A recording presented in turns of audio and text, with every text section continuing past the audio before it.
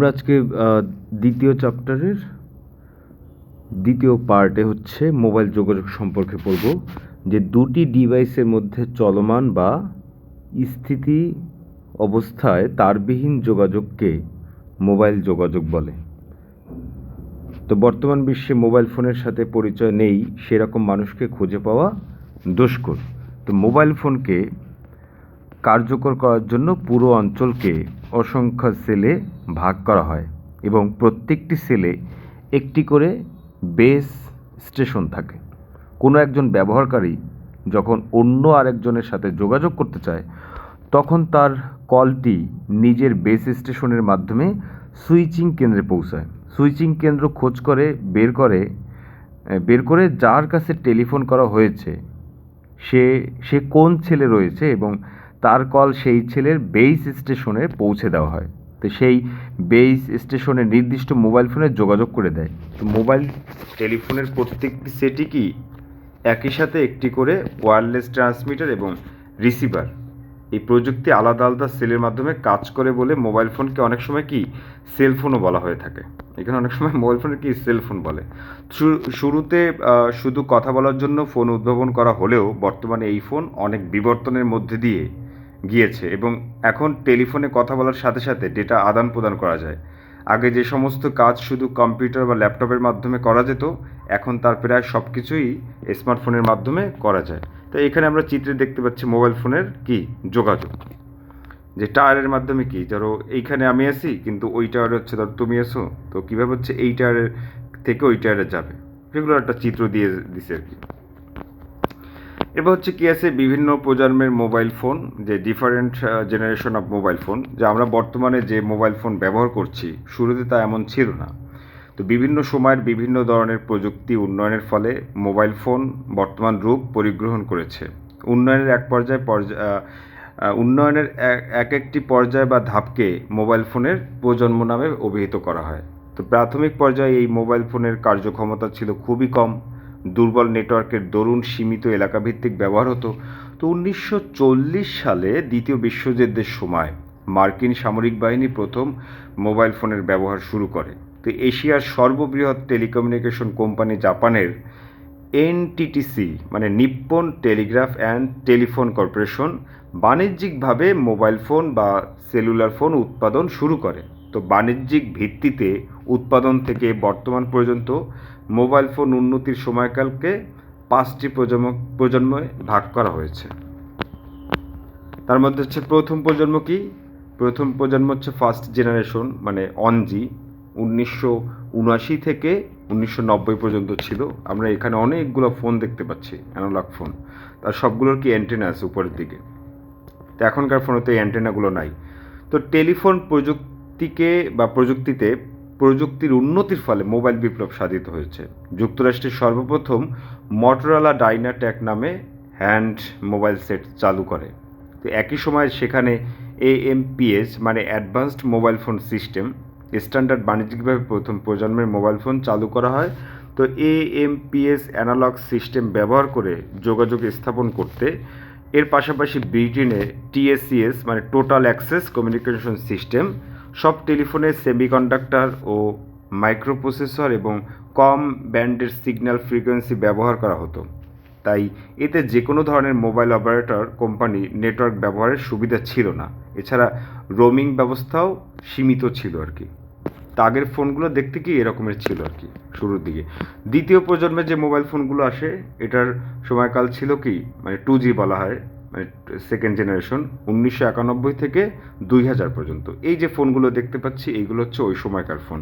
তো analogue transmission পরিবর্তে digital ট্রান্সমিশনের মাধ্যমে দ্বিতীয় প্রজন্মের মোবাইল ফোন চালু হয়। আগেরগুলো ছিল কি অ্যানালগ মানে ফার্স্ট প্রজন্ম যেটা, আর সেকেন্ড প্রজন্ম হচ্ছে ডিজিটাল সিস্টেমে আর কি।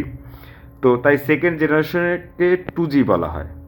2Gকে ডিজিটাল সেলুলার নেটওয়ার্কও বলা হয়। তো এই সময় মোবাইল ফোনের টেকনোলজির প্রধান বৈশিষ্ট্য হলো কি GSM মানে global system for mobile communication এবং CDMA মানে কোড ডিভিশন মাল্টিপল অ্যাক্সেস। এগুলো কিন্তু মুখস্থ করতে হবে।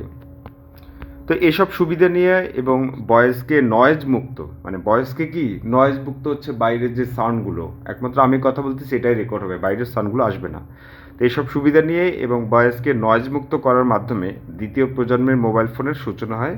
এজন্য সেকেন্ড জেনারেশন মোবাইলকে জিএসএম বা সিডিএমএ স্ট্যান্ডার্ড ধরা হয়। তো সময় পরিক্রমায় মোবাইল হ্যান্ডসেটের আকৃতি ও ওজন উল্লেখযোগ্য হারে কমতে থাকে। ক্রমান্বয়ে মোবাইল ফোনের মাধ্যমে প্রিপেড পদ্ধতি, এসএমএস, এমএমএস ও ইন্টারনেট সেবা চালু হয়। তো এই সময় আন্তর্জাতিক রোমিং সিস্টেম চালু হয়। যখন কোনো মোবাইল ফোন তার সার্ভিস অপারেটরের কভারেজ এরিয়ার বাইরে থেকেও সর্বদা ডেটা সার্ভিস দিতে পারে, তখন তাকে কি বলে? রোমিং বলে।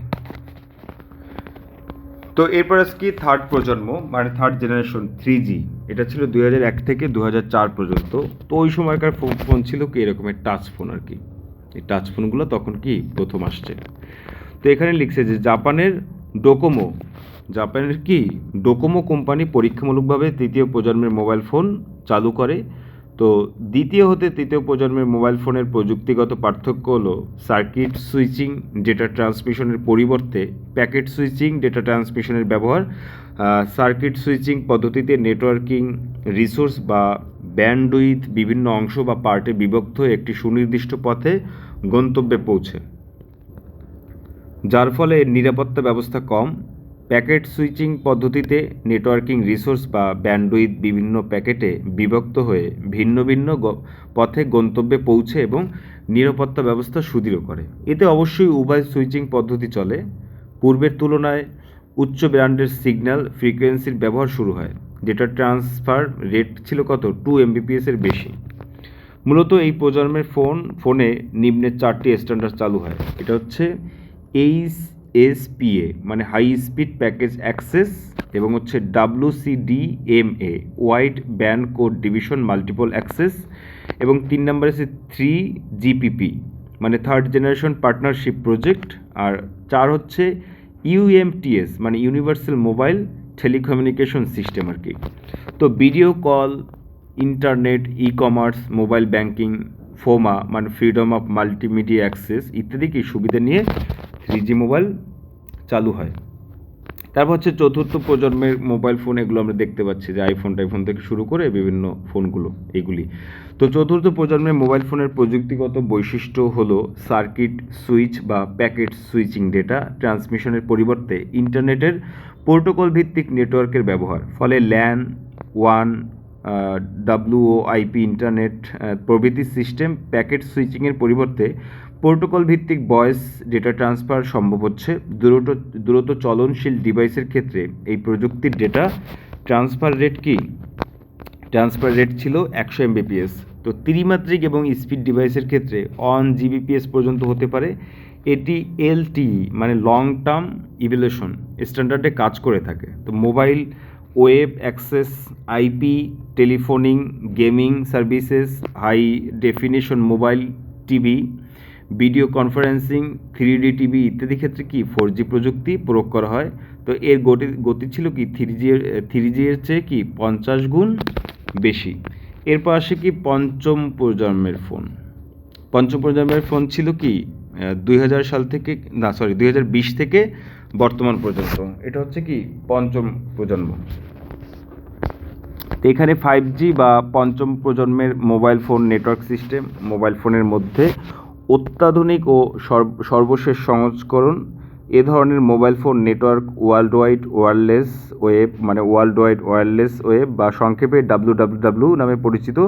এ ধরনের মোবাইল ফোনের স্ট্যান্ডার্ডগুলোর মধ্যে 5G NR মানে নিউ রেডিও, RAT মানে রেডিও অ্যাক্সেস টেকনোলজি, এবং MIMO মানে multiple input and multiple output অন্যতম। তো এই প্রজন্মের মোবাইল ফোনের পারফরম্যান্স 4Gর তুলনায় অনেক গুণ বেশি এবং অনেক দ্রুত গতিতে ডেটা ট্রান্সফার করতে সক্ষম। এর মাধ্যমে 4K টিভি বা ভিডিও উপভোগ করা যায়। তো যুগের সাথে আধুনিক জীবন ব্যবস্থার উৎকর্ষের চাহিদার প্রতি লক্ষ্য রেখে মোবাইল যোগাযোগ ব্যবস্থা চরম এবং সর্বোত্তম ব্যবহারের বিষয় বিবেচনা করে বিশ্বসেরা মোবাইল ফোন কোম্পানি এবং অন্যান্য বেশ কটি প্রতিষ্ঠানের উন্নয়নের কাজ করে যাচ্ছে। বর্তমানে 5G প্রযুক্তির মোবাইল ফোন একটি বাস্তবতা। পৃথিবীর অনেক দেশেই এটি চালু হয়েছে, আমাদের দেশেও 5G চালু হতে যাচ্ছে আর কি। তারপর আছে কি কম্পিউটার কি নেটওয়ার্কিং। কম্পিউটার নেটওয়ার্কিং হচ্ছে, আমরা সবাই কম বেশি নেটওয়ার্কিং শব্দটির সাথে পরিচিত। জালের মতো বিস্তৃত বোঝাতে নেটওয়ার্ক শব্দ ব্যবহৃত হয়। ব্যবসা, চাকরি, রাজনীতি ইত্যাদিতে নিজেদের স্বার্থে অধিক ক্ষেত্রের মধ্যে যোগাযোগ কিংবা পারস্পরিক সংযোগ ব্যবস্থা দৃঢ়করণের ক্ষেত্রে নেটওয়ার্ক সৃষ্টির প্রয়োজন হয়। ঠিক একইভাবে দুই বা ততোধিক কম্পিউটারের মধ্যে তথ্য আদান প্রদানের উদ্দেশ্যে সংযোগ ব্যবস্থাকে কম্পিউটার নেটওয়ার্ক বলা হয়। তো এই ধরনের সংযোগ ব্যবস্থার জন্য কিছু বিশেষ ধরনের মিডিয়া এবং নেটওয়ার্ক ডিভাইসের প্রয়োজন হয়। তো এ সম্পর্কে বিস্তারিতভাবে পর্যায়ক্রমে আলোচনা করা হবে। নেটওয়ার্কিংয়ের ধারণা, দ্য কনসেপ্ট অফ নেটওয়ার্কিং। দৈনন্দিন কাজকর্মের সহজ করার স্বার্থে এবং প্রাত্যহিক জীবনযাত্রার পরিচালনার জন্য একজন অপরজনের সাথে পরিচিতি কিংবা নির্ভরশীলতা দিয়ে কিন্তু আমাদের অজান্তেই স্বয়ংক্রিয়ভাবে নেটওয়ার্ক গড়ে তুলি। প্রযুক্তিগত উৎকর্ষের সাথে সাথে যোগাযোগ মাত্রা এ ধরনের পরিবর্তনের দরুন নেটওয়ার্কিংয়েও অভাবনীয় পরিবর্তন সূচিত হয়। আমরা মোবাইল ফোন বা কম্পিউটারের মাধ্যমে অডিও, ভিডিও, টেক্সট মেসেজ বিনিময় করে থাকি। এক্ষেত্রে কোনো রকম সংযোগ ব্যতিরেকে কম্পিউটার থেকে কম্পিউটারে ডেটা ডেটা বিনিময় সম্ভব। তবে এ ধরনের তথ্য আদান প্রদান বা বিনিময়ের ক্ষেত্রে বিভিন্ন ধরনের ডিভাইস ব্যবহার করতে হয়। তাই কম্পিউটার নেটওয়ার্ক বলতে আমরা ভৌগোলিক সীমাবদ্ধতা বজায় রেখে একাধিক কম্পিউটারের মধ্যে তথ্য আদান প্রদানের সংযোগ ব্যবস্থাকে বুঝি। তো এই নেটওয়ার্কের মাধ্যমে ব্যক্তিগত যোগাযোগ, ডেটা স্থানান্তর, ইমেল, অনলাইন ব্যাংকিং, সরকারি বেসরকারি পর্যায়ের সেবা গ্রহণ ইত্যাদি বহুবিধ কার্যক্রম সম্পন্ন করা যায়। কোনো কম্পিউটার অকেজো হয়ে গেলেও নেটওয়ার্কযুক্ত অন্য কম্পিউটারের মাধ্যমে সব ধরনের কাজ করা সম্ভব হয়। তাছাড়া একটি কম্পিউটারের যাবতীয় তথ্য একাধিক ব্যবহারকারী নিজ নিজ কম্পিউটারের মাধ্যমে অ্যাক্সেস ও ব্যবহার করতে পারেন। ঠিক একইভাবে একটি প্রিন্টার বহু ব্যবহারকারী ভাগাভাগি করে ব্যবহার করতে পারেন। এভাবেই নেটওয়ার্কিং যন্ত্রপাতির সর্বোচ্চ ব্যবহার নিশ্চিত করা যায়। এবার হচ্ছে কম্পিউটার নেটওয়ার্কিংয়ের উদ্দেশ্য কী আসলে, যে অবজেক্টিভস অফ কম্পিউটার নেটওয়ার্কিং, যে দুই বা ততোধিক কম্পিউটারের মধ্যে সংযোগ স্থাপন করে কম্পিউটার নেটওয়ার্ক তৈরির প্রধান উদ্দেশ্য হলো কম্পিউটারসমূহের প্রধান বিভিন্ন প্রকার রিসোর্স শেয়ার করা এবং একসাথে কাজ করা। তো নেটওয়ার্কের অন্তর্ভুক্ত কোনো কম্পিউটারের জন্য রিসোর্স হচ্ছে অন্য কম্পিউটারের এমন কোনো উপাদান বা সুবিধা যা তার কাছে নেই। যে কোনো কম্পিউটারের তথ্য কিংবা উপাদানগত সীমাবদ্ধতা এড়ানোর জন্য রিসোর্স শেয়ার করে কাজের সূক্ষ্মতা, গতি এবং ক্ষেত্র বা পরিধি অনেক গুণ বাড়িয়ে দেওয়া যায়। তাই কম্পিউটার নেটওয়ার্কিংয়ের মূল উদ্দেশ্যই হলো কম্পিউটার ও আনুষঙ্গিক যন্ত্রপাতির সর্বোত্তম ব্যবহার নিশ্চিতের মাধ্যমে তথ্য ও রিসোর্সসমূহ ব্যাপক সংখ্যক ব্যবহারকারীর কাছে সহজলভ্য করা। রিসোর্স শেয়ার বলতে যা বোঝানো হয় তার মধ্যে উল্লেখযোগ্য হচ্ছে information resource share, software resource share, hardware resource share, হ্যাঁ, আর কি আছে, আর নাই। তো যাই হোক, ইনফরমেশন রিসোর্স শেয়ার হচ্ছে যে কোনো বিষয়ে বিভিন্ন ধরনের ইনফরমেশন পাওয়ার জন্য এখন সবাই ইন্টারনেটের বিভিন্ন ওয়েবসাইটে সার্চ করে কিংবা একই প্রতিষ্ঠানের বিভিন্ন শাখার মধ্যে কম্পিউটার নেটওয়ার্কিংয়ের মাধ্যমে তাৎক্ষণিকভাবে তথ্য আদান প্রদান করে দ্রুত সহজ কাজ সম্পাদন করে। এবং পরে কি আছে সফটওয়্যার রিসোর্স শেয়ার, যে নেটওয়ার্কের মাধ্যমে সফটওয়্যার রিসোর্স শেয়ার করা যায়। এক্ষেত্রে একটি সফটওয়্যারই যদি নেটওয়ার্কভুক্ত সকল কম্পিউটারকে ব্যবহার করতে দেওয়া হয় তবে একাধিক সফটওয়্যার ক্রয় না করে একটি সফটওয়্যার সবাই ব্যবহার করতে পারে। তো বিভিন্ন ব্যাংকে টাকা লেনদেনের জন্য যে ভিন্ন ভিন্ন কাউন্টারে ভিন্ন ভিন্ন কম্পিউটার ব্যবহার করতে দেখা যায় তা মূলত একটি সফটওয়্যারকেই সকলে শেয়ার করে থাকে। এতে প্রতিষ্ঠানের আর্থিক দিক দিয়ে ব্যাপক সাশ্রয় ঘটে। তারপর কি আছে হার্ডওয়্যার রিসোর্স শেয়ার। বিভিন্ন অফিস কিংবা ব্যাংক, কম্পিউটার ল্যাব, সাইবার ক্যাফেতে আমরা দেখতে পাই যে অনেক কম্পিউটার নেটওয়ার্কিং সুবিধা দ্বারা শুধু একটি প্রিন্টার সবাই ব্যবহার করছেন। এখানে মূলত প্রিন্টারটি সংযুক্ত থাকে সার্ভার কম্পিউটারে। অন্য কম্পিউটারগুলো যাদেরকে ক্লায়েন্ট বা ওয়ার্ক স্টেশন বলা হয় নেটওয়ার্কভুক্ত থাকার কারণে সার্ভারের প্রিন্টারটি শেয়ার করতে পারে, আর এতে করে সংশ্লিষ্ট প্রতিষ্ঠানের আর্থিক সাশ্রয় ঘটেছে। আমরা কম্পিউটারের দোকানে গেলে দেখা যায় যে কম্পিউটার অনেকগুলা বা প্রিন্টার আছে ওপাশে, কিন্তু এই পাশে বসে কাজ করলে ওপাশের প্রিন্টারে যে কোনো কম্পিউটার দিয়ে কাজ করানো যায় ওটা। তো এরপর আমরা জানবো নেটওয়ার্কিংয়ের প্রকারভেদ। কম্পিউটারের নেটওয়ার্ক কী রকমের, একটা মালিকানা ভিত্তিক, একটা মালিকানা ভিত্তিক, আর একটা সার্ভিস প্রদানকারী নিয়ন্ত্রণের ভিত্তিতে তো কম্পিউটার নেটওয়ার্ক এরকম দুই প্রকার, একটা হচ্ছে মালিকানা ভিত্তিতে, আর একটা হচ্ছে সার্ভিস প্রদান ও নিয়ন্ত্রণের ভিত্তিতে আর কি। এখন এই কম্পিউটার নেটওয়ার্ক হচ্ছে প্রাইভেট এবং পাবলিক। প্রাইভেট মানে কি, ওই যে মালিকানা বুঝাইছে, আর পাবলিক মানে হচ্ছে কি, যে সবাই মানে সবার জন্য আর কি, যেমন সরকারি যেগুলি। তো এইটার মধ্যে আবার পিয়ার টু পিয়ার এবং ক্লায়েন্ট সার্ভার এবং হাইব্রিড। আবার নিচে আছে কি, pan, LAN, can, man, one. তো ভৌগোলিক বিস্তৃতির ভিত্তিতে নেটওয়ার্কিংয়ের প্রকারভেদ। তো নেটওয়ার্কিংয়ের প্রকারভেদ কি, আধুনিক যুগে বিশ্বায়ন ব্যবস্থায় অবাধ তথ্য প্রবাহ জীবনের একটি অনিবার্য অনুষঙ্গ। জীবনের সর্বস্তরে তথ্য শেয়ারের এই বিষয়টিকে প্রাধান্য দিয়ে বিশ্বের বিভিন্ন দেশে ছোট বড় নানা ধরনের অজস্র কম্পিউটার নেটওয়ার্ক প্রচলিত আছে। তো এসব নেটওয়ার্কের সাথে বিপুল পরিমাণ কম্পিউটার সহ আরও অনেক আধুনিক ইলেকট্রনিক যন্ত্রপাতি সংযুক্ত থাকে। কম্পিউটার ও অন্যান্য ডিভাইসের নেটওয়ার্কসমূহকে নিম্নবর্ণে বিভিন্ন দৃষ্টিকোণ বা শ্রেণী থেকে কি ভাগ করা যায়। 1 নম্বর হচ্ছে নেটওয়ার্কের ভৌগোলিক বিস্তৃতি, 2 নম্বর হচ্ছে সার্ভিস প্রদান ও নিয়ন্ত্রণ কাঠামো, 3 নম্বর হচ্ছে নেটওয়ার্কের কি মালিকানা। নেটওয়ার্কের ভৌগোলিক বিস্তৃতি কি, নেটওয়ার্কভুক্ত কম্পিউটারগুলো ভৌগোলিক অবস্থানের উপর ভিত্তি করে কম্পিউটার নেটওয়ার্ককে প্রধানত 5 ভাগে ভাগ করা যায়। সেটা হচ্ছে 1 নম্বর হচ্ছে পার্সোনাল এরিয়া নেটওয়ার্ক, 2 নম্বর হচ্ছে লোকাল এরিয়া নেটওয়ার্ক, 3 নম্বর হচ্ছে ক্যাম্পাস এরিয়া নেটওয়ার্ক, 4 নম্বরে মেট্রোপলিটন এরিয়া নেটওয়ার্ক, 5 নম্বরে হচ্ছে ওয়াইড এরিয়া নেটওয়ার্ক। তাহলে এই 5টা কি ভৌগোলিক বিস্তৃতির কারণে। এবং পার্সোনাল এরিয়া নেটওয়ার্ক কি, যে কোনো ব্যক্তির দৈনন্দিন ব্যবহৃত ব্যক্তিগত বিভিন্ন ইলেকট্রনিক ডিভাইসগুলোর মধ্যে সংযোগ স্থাপন করে যে নেটওয়ার্ক গড়ে তোলা হয় তাকে পার্সোনাল এরিয়া নেটওয়ার্ক বা প্যান বলে। প্যানের ডিভাইসগুলোর মধ্যে desktop, laptop, web camera, sound system, PDA, mobile scanner, printer ইত্যাদিকে উল্লেখযোগ্য এর পরিধি। এর সর্বোচ্চ দূরত্ব হচ্ছে কি 10 মিটার। এই যে প্যান, পার্সোনাল এরিয়া নেটওয়ার্ক মানে পিএএন, পিতে পার্সোনাল, এতে হচ্ছে এরিয়া, এনে হচ্ছে কি নেটওয়ার্ক। তো এই মাঝখানে একটা ডিভাইস, এইটা দিয়ে কি প্রিন্টার চলতেছে, এটা দিয়ে ডেস্কটপ চলতেছে, এটা দিয়ে হচ্ছে ফ্যাক্স চলতেছে, টেলিফোন চলতেছে, ল্যাপটপ চলতেছে, রাউটার চলতেছে, সব কিছু কি প্যানের মাধ্যমে হচ্ছে নিয়ন্ত্রিত। এরপর কি আছে, এরপর হচ্ছে আমরা দেখব local area network. Local area নেটওয়ার্কটা কি, যে ল্যান। লোকাল এরিয়া নেটওয়ার্কে কি বলা হয়, ল্যান আর কি। তো দৈনন্দিন জীবনে আমরা লোকাল এরিয়া নেটওয়ার্ক বা ল্যানই বেশি ব্যবহার করে থাকি। ছোট অফিস আদালত, ব্যবসা প্রতিষ্ঠানে কিংবা একটি বিল্ডিং বা স্বল্প দূরত্বে অবস্থিত কয়েকটি ভবনে স্থাপিত অসংখ্য কম্পিউটারের মধ্যে এই নেটওয়ার্ক গড়ে তোলা হয়। এতে অনেক ডিভাইস অ্যাক্সেস পাওয়া যায় এবং রিপিটার ব্যবহার করে এর বিস্তৃতি সর্বোচ্চ কি 1 কিলোমিটার করা যায়। তো ল্যানের টপোলজি সাধারণত স্টার, বাস, টিরি ও রিং হয়ে থাকে। তো এই ধরনের নেটওয়ার্কে তার মাধ্যম হিসেবে টুইস্টেড পেয়ার কেবল আমরা উপরে পড়ছি এবং কোএক্সিয়াল কেবল ও ফাইবার অপটিক্যাল কেবল এবং তারবিহীন মাধ্যম হিসেবে রেডিও ওয়েভ ব্যবহৃত হয়।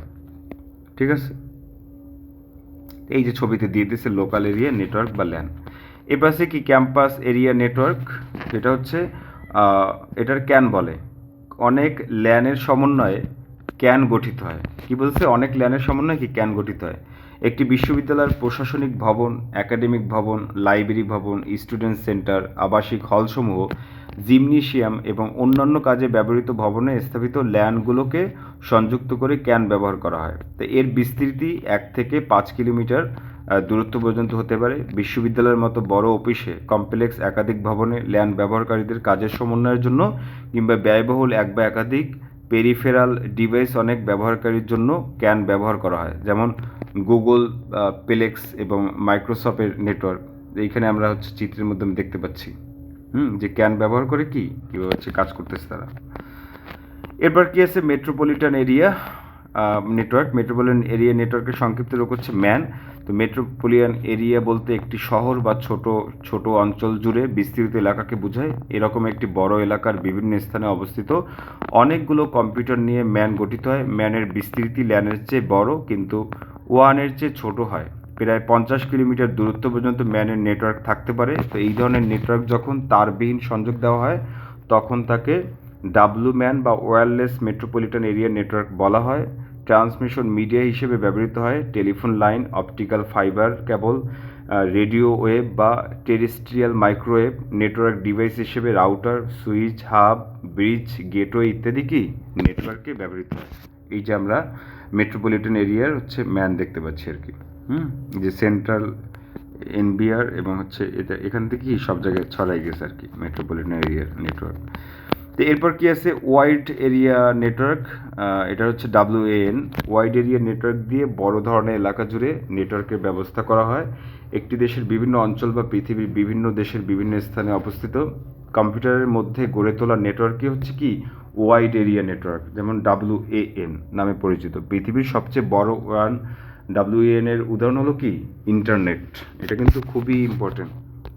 সার্ভিস প্রদান ও নিয়ন্ত্রণ কাঠামো আর কি, যে নেটওয়ার্কে বিদ্যমান ডিভাইসসমূহ কীভাবে নিয়ন্ত্রিত হবে এবং সেগুলোর সার্ভিস মডেল কেমন হবে তার উপরে ভিত্তি করে কম্পিউটার নেটওয়ার্কে নিম্নরূপে ভাগ করা যায়।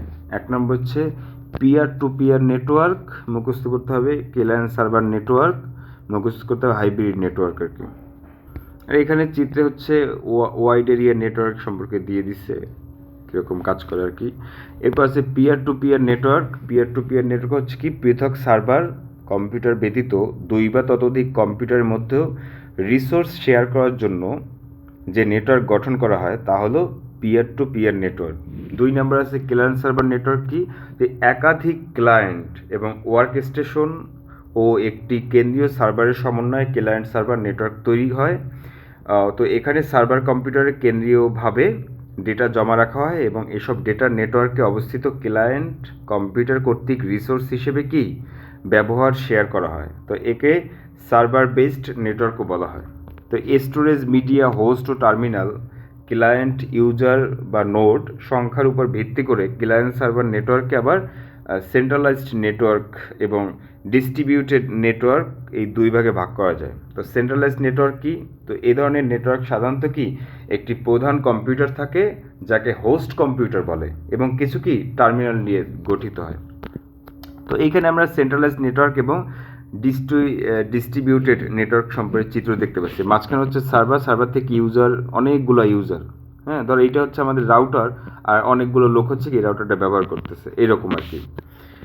তারপরে এপাশে যেটা আছে যে সার্ভার কয়টা, 3টা সার্ভার, আর ইউজাররা কি এখানে ব্যবহার করতে পারতেছে, ওইখানে ইউজাররা ব্যবহার করতেছে, এখানে মানে নিরবচ্ছিন্ন আর কি, এলোমেলো মানে তারপর কি আছে ডিস্ট্রিবিউশন নেটওয়ার্ক বলতে হচ্ছে এই ধরনের নেটওয়ার্ক পরস্পর সংযুক্ত কিছু ওয়ার্ক স্টেশন বা টার্মিনাল বিভিন্ন শেয়ার্ড স্টোরেজ ডিভাইস এবং প্রয়োজনীয় ইনপুট আউটপুট যন্ত্রাংশ নিয়ে গঠিত হয়। 3 নম্বর আছে হাইব্রিড নেটওয়ার্ক। হাইব্রিড নেটওয়ার্ক কি, এটি মূলত পিয়ার টু পিয়ার ও ক্লায়েন্ট সার্ভার নেটওয়ার্কের সমন্বয়ে গঠিত।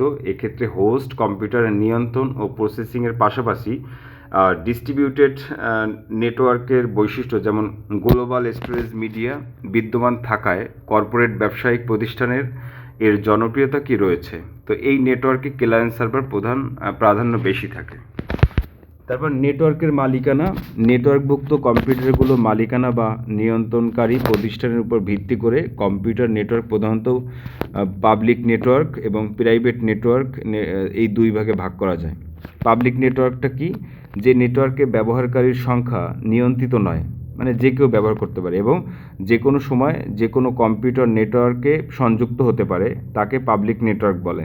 তো এই ধরনের নেটওয়ার্ক পরিচালিত হয় অনেক প্রতিষ্ঠানের তত্ত্বাবধানে, অর্থাৎ এর একক মালিকানা থাকে না। এর ব্যবহারকারীর সাধারণত ফিস বা মূল্য পরিশোধ করতে হয় না। WAN যেটা বা ইন্টারনেট এ ধরনের কি নেটওয়ার্কের একটি উদাহরণ। তারপর আছে কি প্রাইভেট নেটওয়ার্ক, মানে ব্যক্তিগত যেটা, যে নেটওয়ার্কে ব্যবহারকারীর সংখ্যা নিয়ন্ত্রিত এবং কোনো কম্পিউটারকে নেটওয়ার্কে যুক্ত করতে কর্তৃপক্ষের অনুমতি প্রয়োজন হয় তাকে প্রাইভেট নেটওয়ার্ক বলে। কেউ ইচ্ছা করলেই এই নেটওয়ার্ক অ্যাক্সেস করতে পারে না। এ ধরনের নেটওয়ার্ক পরিচালিত হয় একটি প্রতিষ্ঠানের মালিকানা ও তত্ত্বাবধানে। এর সিকিউরিটি সিস্টেম মজবুত এবং এতে ট্রাফিক নেই বললেই চলে। ডেটা আদান প্রদান মানে ডিলে কি কম হয়। প্যান, ল্যান এবং ক্যান এ ধরনের উদাহরণ। তো উদাহরণ হিসেবে আরেকটা দেওয়া যায় যে আমরা ইন্টারনেটের যে লাইন নামাই, আমরা চাইলে কিন্তু একতার দিয়ে কি 4-5টা রুমে কানেকশন দিতে পারি না, হ্যাঁ। এটার জন্য কি ওই অ্যাক্সেস নিতে হয় কাদের, ওই যারা মালিকানা, যারা হচ্ছে এই লাইন নিয়ে ব্যবসা করে আর কি। তো নেটওয়ার্ক ডিভাইস কি, নেটওয়ার্ক ডিভাইস কম্পিউটার নেটওয়ার্ক তৈরির জন্য কম্পিউটারগুলো যুক্ত করতে যেসব যন্ত্রপাতি ব্যবহার করা হয় সেগুলোকে নেটওয়ার্ক ডিভাইস বলা হয়। তো এসব যন্ত্রপাতি মূলত নেটওয়ার্কে ডেটার প্রবাহ নিয়ন্ত্রণ করে এবং সংকেত ও ডেটাকে তার সঠিক গন্তব্যে কি পৌঁছাতে সাহায্য করে। এসব যন্ত্রপাতির মধ্যে রয়েছে কি modem, hub, router, gateway, switch এবং নেটওয়ার্কের ইন্টারফেস কার্ড। মডেম কি? মডেম বুঝতে হলে নেটওয়ার্ক প্রযুক্তি গড়ে ওঠার আগে টেলিফোন লাইন এবং কখনো কখনো টেলিভিশনে কেবল লাইন ব্যবহার করে নেটওয়ার্কিং করার জন্য মডেম উদ্ভাবিত হয়েছিল। মডেম শব্দটি মডিউলেটর বা ডিমডিউলেটর শব্দদ্বয়ের সমন্বয়ে গঠিত। বর্তমানে ফাইবার এবং ওয়্যারলেস নেটওয়ার্ক গড়ে ওঠার কারণে মডেমের ব্যবহার কি বিলুপ্তির দিকে গেছে। মডেম মূলত হচ্ছে গ্রামগঞ্জে তো আগে ইন্টারনেট ছিল না, কিন্তু সিম ছিল, সিমের মাধ্যমে কি ওরা হচ্ছে ওই নেট ব্যবহার করতো কম্পিউটারে, ওইটা হচ্ছে মডেম। এখনও পাওয়া যায় এগুলো। আমাদের তো, আমি যেখানে থাকি ধরো সেখানে ইন্টারনেট লাইন নেই, এখন কি করা যায়, তখন হচ্ছে আমার ল্যাপটপে হচ্ছে মডেম ব্যবহার করতে হবে। এখন তো মডেম টডেমের দরকার নেই, একটা ফোন থেকে হচ্ছে আমি হটস্পট দিয়ে চালাইতে পারি। তো এরপর কি আছে, হাব। হাব হচ্ছে একটি কম্পিউটারের সাথে অন্য কম্পিউটার বা ডিভাইসের নেটওয়ার্কিং করার জন্য হাব ব্যবহৃত হয়। এখন ওই রাউটারের পিছনে অনেকগুলো ছোটো ছোটো কি ছিদ্র থাকে, আমি চাইলে ওইটা থেকে লাইন নিয়ে অন্য রাউটারের সাথে কানেক্ট করতে পারি, মানে ওইটার সার্ভিসই কি অন্য রাউটারগুলো দেবে আর কি, একই লাইনে। তো একটি কম্পিউটারের সাথে অন্য, বা আমি অনেকগুলো কম্পিউটার কানেক্ট করতে পারি আর কি, এই রাউটারের থেকে আমি ডেস্কটপে কি অনেকগুলো ডেস্কটপে কানেক্ট করতে পারি। তো একটি কম্পিউটারের সাথে অন্য কম্পিউটার ডিভাইসের নেটওয়ার্কিং করার জন্য হাব ব্যবহৃত হয়। হাবের পোর্টগুলোতে কম্পিউটার নেটওয়ার্কিং পোর্টগুলো সংযুক্ত করা হলে একটি ল্যান তৈরি হয়। হাবের ভেতরে কোনো বুদ্ধিমত্তা নেই, এটি বিভিন্ন ডিভাইসের নেটওয়ার্কিং পোর্টগুলোর ভেতর এক ধরনের পরিবাহিক যোগাযোগ ছাড়া আর কিছুই নয়। এজন্য হাবে প্রেরিত যে কোনো সংকেত কোনোরূপ পরিবর্তন ছাড়াই সংযুক্ত প্রতিটি ডিভাইসে ব্রডকাস্ট করে। এক্ষেত্রে সংকেতটি যে ডিভাইসের জন্য পাঠানো হয়েছে সেই ডিভাইসটি শুধু সংকেত গ্রহণ করে, বাকি ডিভাইসগুলো সংকেত গ্রহণ করা থেকে বিরত থাকে। সে কারণে হাবে ডেটা কলিশন বা সংঘর্ষের আশঙ্কা থাকে এবং নেটওয়ার্কে ট্রাফিক জ্যাম বেড়ে যায়। বর্তমানে হাবের ব্যবহার কি বিলুপ্ত পথে। তো এরপর আছে আমাদের সুইচ, যে নেটওয়ার্কিং করার জন্য বর্তমানে হাবের পরিবর্তে ব্যাপকভাবে সুইচ ব্যবহৃত হয় আর কি। তো কার্যক্রমের দিক থেকে হাবের সাথে সুইচের তেমন কোনো পার্থক্য নেই, তবে সুইচের বুদ্ধিমত্তা রয়েছে। সুইচ কোনো সংকেতকে ব্রডকাস্ট করে না। সংঘর্ষ এড়ানোর জন্য প্রতিটি কম্পিউটারে মিডিয়া অ্যাক্সেস কন্ট্রোল অ্যাড্রেস ব্যবহার করে শুধু নির্দিষ্ট পোর্টে সিগন্যালটি পাঠায়। শুধু তাই নয়, দুর্বল হয়ে পড়া সংকেতটিকে কি অ্যাম্প্লিফাই বা বর্ধিত করে গন্তব্য কম্পিউটার পোর্টে প্রেরণ করতে পারে। তো সুইচ পোর্টের সংখ্যা হচ্ছে 8, 16, 24 থেকে 48 পর্যন্ত হয়ে থাকে। তো এতে ডেটা ফিল্টারিং প্রকৃত সিগন্যাল থেকে নয়েজ সিগন্যাল বাদ দেয়, তাই না? তবে ব্যবহারের দিক থেকে একটু জটিল। একটি সুইচ দিয়ে একটি ল্যান তৈরি করা যায়, তো একাধিক ল্যান তৈরি করা কি সম্ভব নয়। এরপর আছে কি রাউটার। এখানে 3টা অ্যান্টেনা যুক্ত কি একটা রাউটার। তো রাউটার কি? রাউটার এমন একটি কানেক্টিং ডিভাইস যা একটি প্রোটোকলভুক্ত নেটওয়ার্কের নিয়মাকানুন সমূহ 2 বা ততোধিক স্বতন্ত্র নেটওয়ার্কে সংযোগ করে নেটওয়ার্ক সম্প্রসারণ করতে পারে। তো এর মাধ্যমে একই ধরনের ছোট আকারে ভিন্ন ভিন্ন গঠনের একাধিক ল্যান সংযুক্ত করে বড় ধরনের নেটওয়ার্ক গড়ে তোলা যায়। তা WAN এর সাথে একটি ল্যান LAN যুক্ত করতে রাউটার ব্যবহৃত হয়। তো একটি নেটওয়ার্ক থেকে পাওয়া ডেটা সংকেত রাউটার সবচেয়ে কম দূরত্বের পথ ব্যবহার করে অন্য নেটওয়ার্কের নির্দিষ্ট ডিভাইসে পাঠাতে পারে। কোনো একটি ডেটা প্যাকেটকে কোন পথ দিয়ে পাঠানো সবচেয়ে সুবিধাজনক রাউটার সে সিদ্ধান্ত নিতে পারে। তো রাউটার ডেটা ফিল্টারিং করতে পারে। নেটওয়ার্কের ডেটার আধিক্য এবং ব্যস্ততা দেখতে পেলে রাউটার সেই পথ পরিহার করে অন্য পথ দিয়ে ডেটা পাঠাতে সক্ষম হয়। তবে এর কনফিগারেশন অপেক্ষাকৃতভাবে একটু জটিল। তো একই প্রোটোকল বিশিষ্ট নেটওয়ার্কের মাঝে সংযোগ স্থাপন করলেও রাউটার ভিন্ন প্রোটোকল বিশিষ্ট একাধিক নেটওয়ার্কের মাঝে সংযোগ স্থাপন করতে পারে না। তারপর আছে কি গেটওয়ে। গেটওয়ে হচ্ছে ভিন্নধর্মী প্রোটোকল বিশিষ্ট নেটওয়ার্কের মধ্যে সংযোগ স্থাপনের জন্য গেটওয়ে ব্যবহৃত হয়। এটি একই ধরনের বা ভিন্ন ভিন্ন প্রোটোকল বিশিষ্ট একাধিক নেটওয়ার্কের মধ্যে ডেটা আদান প্রদানের সুযোগ করে দেয়। অর্থাৎ এটি মূলত একটি নেটওয়ার্ক কানেক্টিভিটি ডিভাইস, অপেক্ষাকৃত দামি এবং কনফিগারেশন জটিল প্রকৃতির হলেও গেটওয়ে ও রাউটার ব্যবহার করে ছোট ছোট নেটওয়ার্ককে যুক্ত করে বড় ধরনের নেটওয়ার্ক গড়ে তোলা যায়। তো গেটওয়ে প্রোটোকল কনভার্টার বলে। গেটওয়ে প্রোটোকলকে কি কনভার্টার বলে। এটি ডেটা কি ফিল্টারিং করতে পারে এবং শুধু টার্গেট আইপি অ্যাড্রেস কি সংকেত পাঠায়। তো গেটওয়ের ব্যবহার এখানে দেওয়া আছে। ইন্টারনেট থেকে কি ছাত্র এবং স্টাফ। নেটওয়ার্ক ইন্টারফেস কার্ড মানে এনআইসি একসময় কম্পিউটার বা অন্য কোনো ডিভাইসকে নেটওয়ার্কে যুক্ত করার জন্য আলাদা করে নেটওয়ার্ক ইন্টারফেস কার্ড মানে এনআইসি নেটওয়ার্ক ইন্টারফেস কার্ড ব্যবহৃত হতো। বর্তমানে কম্পিউটারগুলোতে এই কার্ড বিল্ট ইন অবস্থায় থাকে বলে আলাদাভাবে এর ব্যবহার বিলুপ্তর পথে। বিল্ট ইন বলতে বুঝেছে যে কম্পিউটারের ভেতরে হচ্ছে মাদারবোর্ডের সাথে কি একদম পার্মানেন্টভাবে লাগানো থাকে কিছু একটা। তো নেটওয়ার্কের কাজ কি? Function of network. তো কম্পিউটার নেটওয়ার্কের প্রধান কাজ হচ্ছে রিসোর্স শেয়ারিং এবং ডেটা কমিউনিকেট করা। এক্ষেত্রে নেটওয়ার্ক সংযুক্ত থাকা একাধিক কম্পিউটার ও পেরিফেরাল ডিভাইস সমূহ নিয়ন্ত্রণ সহ নেটওয়ার্কের কাজগুলো কি নিম্নে ব্যাখ্যা করা হলো। 1 নম্বর হচ্ছে নেটওয়ার্কে যুক্ত ডিভাইসগুলোর মধ্যে ডেটা আদান প্রদানে সহায়তা করা এবং রিসোর্সের সঠিক ব্যবস্থাপনা সম্পাদন করা। 2 নম্বর হচ্ছে ব্যবহারকারীরা অ্যাক্সেস নিয়ন্ত্রণ পর্যবেক্ষণ সহ তার সময় এবং আর্থিক সাশ্রয় ঘটানো। 3 নম্বর হচ্ছে তথ্যের সহজ প্রাপ্তি ও দ্রুততা নিশ্চিতকরণ। 4 নম্বর হচ্ছে বিশ্বব্যাপী নেটওয়ার্কের সাথে কম সময়ের মধ্যে যোগাযোগ ব্যবস্থাকরণ।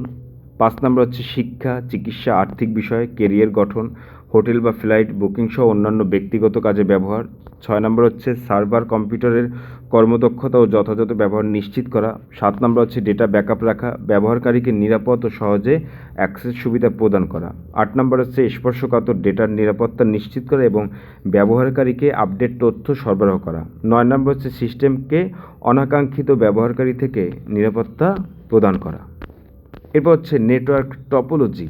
নেটওয়ার্ক টপোলজি কি এটা সম্পর্কে আমরা তো নেটওয়ার্ক টপোলজি বলতে আমরা সাধারণত বুঝি কম্পিউটার ও অন্য ইলেকট্রনিক ডিভাইসগুলো কিভাবে অপর কম্পিউটার এবং অন্য ইলেকট্রনিক ডিভাইসগুলোর সাথে সংযুক্ত হয়ে ডেটা কি আদান প্রদান করে থাকে তার পরিকল্পনা বা ধারণা। তো এতে নেটওয়ার্কের ডেটা আদান প্রদান সহজসাধ্য এবং সহজে নিয়ন্ত্রণযোগ্য ব্যবস্থাপনার কৌশল প্রয়োগ করা। লোকাল এরিয়া নেটওয়ার্কভুক্ত কম্পিউটার ও অন্যান্য যন্ত্রপাতির ভৌত সংযোগ বিন্যাস এবং নির্বিঘ্নে ডেটা আদান প্রদানের যুক্তিনির্ভর সুনিয়ন্ত্রিত পথের পরিকল্পনা। তো এ দুইয়ের সমন্বিত ধারণাই হচ্ছে নেটওয়ার্ক টপোলজি। তো একটি কম্পিউটার নেটওয়ার্কের কম্পিউটার ছাড়াও বিভিন্ন ধরনের যন্ত্রপাতি থাকতে পারে। তো নেটওয়ার্কের সংযুক্ত প্রতিটি যন্ত্রের কম্পিউটার, প্রিন্টার ও অন্যান্য পেরিফেরাল যন্ত্র সংযোগস্থলকে সাধারণভাবে নোড নামে অভিহিত করা হয়। তো কম্পিউটার নেটওয়ার্কে সাধারণত নিচে উল্লেখিত টপোলজি ব্যবহার করা হয়। তো 1 নম্বরে ব্যবহার করা হচ্ছে বাস টপোলজি, 2 নম্বর হচ্ছে রিং টপোলজি, 3 নম্বরে স্টার টপোলজি, 4 নম্বরে ট্রি টপোলজি, 5 নম্বর হচ্ছে মেশ টপোলজি, 6 নম্বর হচ্ছে কি হাইব্রিড টপোলজি। তো বাস টপোলজি জিনিসটা কি? বাস টপোলজি বলতে এ ধরনের টপোলজিতে একটি সংযোগ লাইনের সাথে সব ধরনের নোড অর্থাৎ কম্পিউটার ও অন্যান্য যন্ত্রপাতি বা ডিভাইস ইত্যাদি কি সংযুক্ত থাকে। তো এই প্রধান সংযোগ লাইনকে বাস বলা হয়, যা কোএক্সিয়াল অথবা ফাইবার অপটিক্যাল কেবল দিয়ে তৈরি হয়। এটি নেটওয়ার্কের ব্যাকবোন হিসেবে কাজ করে, মানে পিঠ হিসেবে কাজ করে আর কি। তো এর লাইনের দু প্রান্তে দুটি টার্মিনেটর থাকে। তো নেটওয়ার্কের প্রতিটি নোড স্বতন্ত্রভাবে বাসে সংযুক্ত থাকে। এক্ষেত্রে ডেটা প্রবাহ ব্যবস্থা হয় কি দ্বিমুখী। ডেটা পাঠানোর প্রয়োজন হলে প্রেরক ও কম্পিউটার এ লাইনে ডেটা পাঠিয়ে দেয়। প্রেরিত ডেটার সাথে প্রাপক শনাক্তের তথ্যও থাকে। তো বাসের সাথে যুক্ত অন্যান্য প্রতিটি কম্পিউটার বাসে প্রবাহিত ডেটা পরীক্ষা করে দেখে আর কি। তো শুধু প্রাপক কম্পিউটারই ডেটা গ্রহণ করে, তো অন্যগুলো কি এই ডেটা গ্রহণ থেকে বিরত থাকে আর কি। তো এই জিনিসটা হচ্ছে কি বাস টপোলজি, স্টেশনের মতন বাস আর কি। তো বাস টপোলজি কি কম তার এবং সরল সংগঠনের কারণে বাস টপোলজি ইনস্টলেশন সহজ ও সাশ্রয়ী। 2 নম্বর হচ্ছে কানেক্টর বা রিপিটার দ্বারা সহজে নেটওয়ার্কের ব্যাকবোন বাস এর দৈর্ঘ্য বৃদ্ধি করে নেটওয়ার্কের সম্প্রসারণ ঘটানো যায়। 3 নাম্বার আছে নেটওয়ার্কে যে কোনো সময় নতুন ডিভাইস বা কম্পিউটার সংযুক্ত করা যায়। 4 নাম্বার হচ্ছে কোনো কম্পিউটার বিচ্ছিন্নকরণ বা নষ্ট হলেও সম্পূর্ণ নেটওয়ার্ক অচল হয়ে পড়ে না। 5 নাম্বার হচ্ছে নেটওয়ার্কের কেন্দ্রীয় কোনো ডিভাইস বা সার্ভারের প্রয়োজন হয় না। এবার হচ্ছে বাস টপোলজির কি অসুবিধাগুলো। এটার অসুবিধাগুলোর মধ্যে কী আছে, যে ডেটা ট্রান্সমিশন অপেক্ষাকৃত কি ধীর গতিতে সম্পূর্ণ হয়। 2 নম্বর আছে প্রধান সংযোগ লাইন বা বাস এর ত্রুটি পরিলক্ষিত হলে সম্পূর্ণ নেটওয়ার্ক হচ্ছে অচল হয়ে পড়ে। 3 নম্বর নেটওয়ার্কের কম্পিউটারের সংখ্যা এবং দৈর্ঘ্য বৃদ্ধি পেলে ব্যাপক ট্রাফিক সৃষ্টি হয় এবং গতি হ্রাস পায়। 4 নম্বর হচ্ছে ডেটা সংঘর্ষ হওয়ার কি আশঙ্কা থাকে। এটা হচ্ছে বাস টপোলজির অসুবিধা। তারপরে আমরা জানবো কি রিং টপোলজি। রিং টপোলজি এই রিংয়ের মতন, আমরা যে হাতে যে রিং পরি বা আংটির মতন আর কি। তো যে টপোলজিতে রিংয়ের ন্যায় কম্পিউটার নোটগুলো চক্রাকারে এগুলো হচ্ছে কম্পিউটার এক একটা নোট আর কি, হ্যাঁ, চক্রাকারে ঘোরে। যে টপোলজিতে রিংয়ের ন্যায় কম্পিউটার নোটগুলো চক্রাকার পথে পরস্পরের সাথে সংযুক্ত হয়, নেটওয়ার্ক গঠন করে, তাকে হচ্ছে রিং টপোলজি বলে। তো এই বৃত্তাকার নেটওয়ার্ক প্রথম ও সর্বশেষ কম্পিউটার পরস্পরের সাথে যুক্ত থাকে এবং এতে কেন্দ্রীয় কোনো ডিভাইস বা সার্ভারের প্রয়োজন হয় না। তারপর নেটওয়ার্কযুক্ত প্রতিটি কম্পিউটার ডেটা প্রেরণের জন্য সমান অধিকার পায়। একটি নোড সংকেত পাঠালে তা পরবর্তী নোডের কাছে যায়, ওই সংকেতটি ওই নোডের জন্য হলে সেটি সে নিজে গ্রহণ করে, অন্যথায় উক্ত নোড সংকেতকে তার পরবর্তী নোডের কাছে প্রেরণ করে। সঠিক নোডে না পৌঁছানো পর্যন্ত বৃত্তাকার নেটওয়ার্ক পথে সংকেত পরিভ্রমণ করে এবং এক পর্যায়ে তার কাঙ্ক্ষিত নোডে পৌঁছে যায়। তো রিং টপোলজির কি সুবিধা আর কি। রিং টপোলজির সুবিধা কি, যে এই টপোলজিতে হোস্ট কম্পিউটার বা কেন্দ্রীয় সার্ভারের দরকার হয় না। 2 নম্বর হচ্ছে সংকেত প্রবাহ বা একমুখী হওয়ার ডেটা কলিশন বা সংঘর্ষ হয় না। হ্যাঁ, 3 নম্বর হচ্ছে প্রতিটি কম্পিউটার ডেটা ট্রান্সমিশন সমান গুরুত্ব পায়। 4 নম্বর হচ্ছে তারের পরিমাণ কম প্রয়োজন হয়, তাই বাস্তবায়ন খরচ কম। এই যে উপরে 1 নম্বরে লেখা, যে এই টপোলজিতে হোস্ট কম্পিউটার মানে একটা হচ্ছে কেন্দ্রে বসে নিয়ন্ত্রণ করে যে কোনো একটা কম্পিউটার, আর বাকিগুলো কি ওইটার নিয়ন্ত্রিত হয় আর কি। এরপরে এই রিং টপোলজির কি অসুবিধাগুলো কি কি। হ্যাঁ, রিং টপোলজির তো অসুবিধাও আছে, তাই না? অসুবিধা কি, এই টপোলজিতে সংকেত আদান প্রদান অপেক্ষাকৃত ধীর গতিতে সম্পূর্ণ হয়। 2 নম্বর হচ্ছে একমুখী বৃত্তাকার পথের সংযুক্তির কারণে একটি কম্পিউটার অন্য কম্পিউটারকে সরাসরি ডেটা প্রেরণ করতে সমর্থ হয় না এবং কোনো নোড অকার্যকর হলে সম্পূর্ণ নেটওয়ার্ক কি অকার্যকর হয়ে পড়ে। 3 নম্বর হচ্ছে কোনো নতুন কম্পিউটার সংযোজন বা বিয়োজন পুরো নেটওয়ার্কের কার্যক্রম ব্যবহৃত হয়। 4 নম্বর হচ্ছে নেটওয়ার্কে কম্পিউটার সংখ্যা বাড়ালে ডেটা ট্রান্সমিশনের সময়ও কি বেড়ে যায়। এবং 5 নম্বর আছে এই টপোলজি নিয়ন্ত্রণের জন্য জটিল সফটওয়্যারের দরকার হয়। এরপর কি আছে স্টার টপোলজি। স্টারের মতন দেখতে, মানে তারার মতন দেখতে, এই কারণে নাম দিচ্ছি কি স্টার টপোলজি।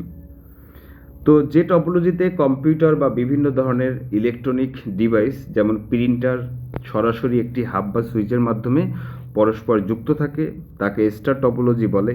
তো এ পদ্ধতিতে নেটওয়ার্কভুক্ত কম্পিউটারগুলো এই হাব বা সুইচের মাধ্যমে একটি অন্যটির সাথে যোগাযোগ ও ডেটা আদান প্রদান করে। ফলে কি হয়, সংকেত আদান প্রদানে কম সময়ে প্রয়োজন হয় এবং সংকেত সংঘর্ষের আশঙ্কা কম থাকে। সংকেত প্রবাহ দ্বিমুখী হয়। হাব বা সুইচ বা সার্ভার দিয়ে কেন্দ্রীয়ভাবে নিয়ন্ত্রিত স্টার টপোলজির নেটওয়ার্কে কোনো সমস্যা দেখা দিলে তা শনাক্ত করা কি সহজ হয়। তো সাধারণত এই টপোলজিতে বিভিন্ন ধরনের কেবল ব্যবহার করা গেলেও টু স্টেট পেয়ার কেবল ব্যবহারের কি আধিক্য পরিলক্ষিত হয়। স্টার টপোলজির সুবিধা কি, স্টার টপোলজির সুবিধা হচ্ছে এটা অপেক্ষাকৃত দ্রুত গতিতে ডেটা আদান প্রদান হয়। 2 নম্বর হচ্ছে সংকেত সংঘর্ষ ঘটার আশঙ্কা কমায়। 3 নম্বর হচ্ছে সম্পূর্ণ নেটওয়ার্ক সচল রেখেই যে কোনো সময় নেটওয়ার্কে নতুন নোড যুক্ত করা যায়। 4 নম্বর হচ্ছে কোনো নোড বিচ্ছিন্ন বা অচল হলে নেটওয়ার্ক সম্পূর্ণ সচল থাকে। 5 নম্বর হচ্ছে সুইচ ব্যবহার করার কারণে বাস বা রিং টপোলজির তুলনায় এর ডেটা নিরাপত্তা বেশি। 6 নম্বর হচ্ছে কম্পিউটারের সংখ্যা বৃদ্ধি পেলে ডেটা ট্রান্সমিশনের গতি স্বাভাবিক থাকে। এরপর কি আছে স্টার টপোলজির কি অসুবিধাগুলো। যে হাব বা সুইচ বা সার্ভার অচল হলে সম্পূর্ণ নেটওয়ার্ক হচ্ছে অকেজো হয়ে পড়ে। এবং 2 নম্বর হচ্ছে প্রতিটি নোডের জন্য পৃথক পৃথক তারের প্রয়োজন হয়, তাই এতে অপেক্ষাকৃতভাবে কি বাস্তবায়ন ব্যয় বেশি। এবং 3 নম্বর হচ্ছে নেটওয়ার্কভুক্ত কম্পিউটারগুলো পরস্পরের মধ্যে সরাসরি তথ্য বা ডেটা প্রদানে সক্ষম হয় না। এরপর হচ্ছে ট্রি টোপোলজি। ট্রি টোপোলজি মানে কি? ট্রি মানে হচ্ছে 3 বোঝায় আর কি।